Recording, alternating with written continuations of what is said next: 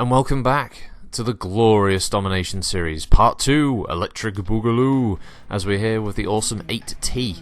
Now the 8T was developed in the 2800s, early 2800s. It was basically someone looking at the 8R and thinking, I think we can improve this ever so slightly. And to do this, they dropped 5 heatsinks from the mech, which freed up enough weight for them to add an extra large laser. This large laser was added to the left arm, thus giving the mech a symmetrical energy weapon loadout in the arms, and still retain the small laser with the LRM-15s. It still has the downside of the ammo problems that the 8R suffers from, in that once it runs out of its ammunition, it loses a big chunk of its punch, but now with 2 large lasers, it's capable of at least standing at range and hitting targets and burning armor off them and hopefully getting a few kills in the process. If we look at the hardpoint layout of the 8T, for MechWarrior Online we have 1 energy in the head and we have 2 energy in each arm, and only 2 missile slots in the side torsos compared to the 8R's 4 missile hard slots. So basically we're looking at a very different setup here, a more heavy energy emphasis over the missile emphasis of the previous model. I do like this, I have to admit. I do prefer having the ability to still punch back with the 2 large lasers for me, and obviously as a player who would customize having 4 energy hardpoints is probably more preferable to having the multiple missile hardpoints. It's still suffers all of the other issues, of course, if you do go with the energy high sort of builds, because you're going to suffer from the fact that your side torsos are very large, you're going to get them blown off eventually, and all your weapons being in your arms, that's not going to help you. Yeah, basically it just works well as a support mech, which is what happened in this match.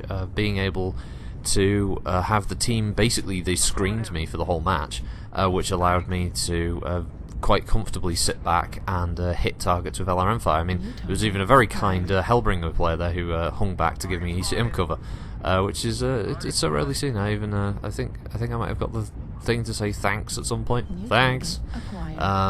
So yeah. It actually grew on me. When I first played the 8R, I was sort of like, I'm not too sure about this. I don't know about the missile setup. But then, yeah, it changed actually quite significantly. This build with the 2 large lasers really does work for me. It's so simple a layout that, with obviously double heatsink upgrades and stuff, you can whack in a bit more ammunition for your LRMs, and you don't have to worry so much about the loss of the 5 heatsinks anyway for the 2 large lasers. It all just kind of blends. It works so well, and I would recommend this. Awesome. You know, you've got to take into account the arms are quite low slung, so there is the chance that you'll hit the ground when you try to fire, and it is quite a wide mech, so you have to be aware of where your arms are as well, how far out to the left and right of your head. But once you get to grips with that, it actually works really well, and because it's an 80-ton assault, in the support role, it can take quite a beating before you ever really feel like you need to back up. I always found the 80-ton sort of weight area to be a really nice sweet spot for mechs, because it's just good armor, still has the heavy mech kind of speed, and is capable of delivering some very decent firepower.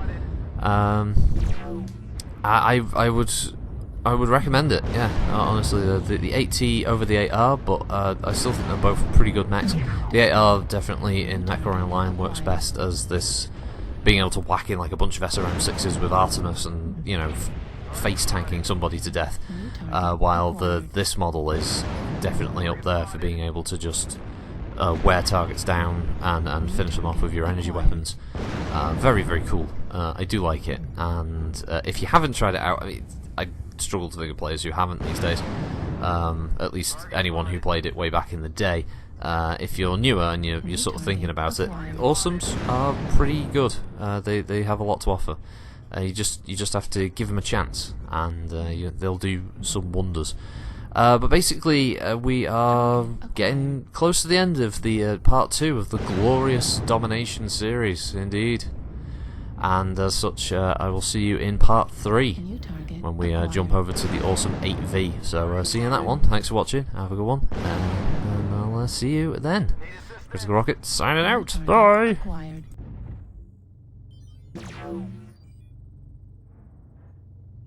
New target acquired.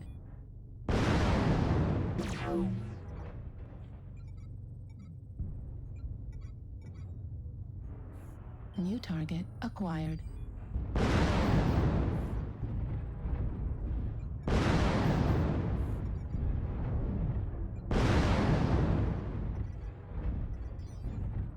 Need assistance. New target acquired.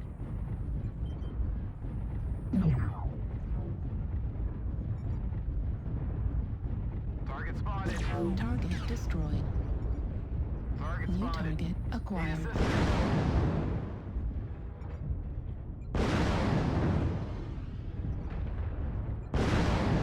Target destroyed. New target acquired. Ammo at Need 25%. assistance. Target destroyed.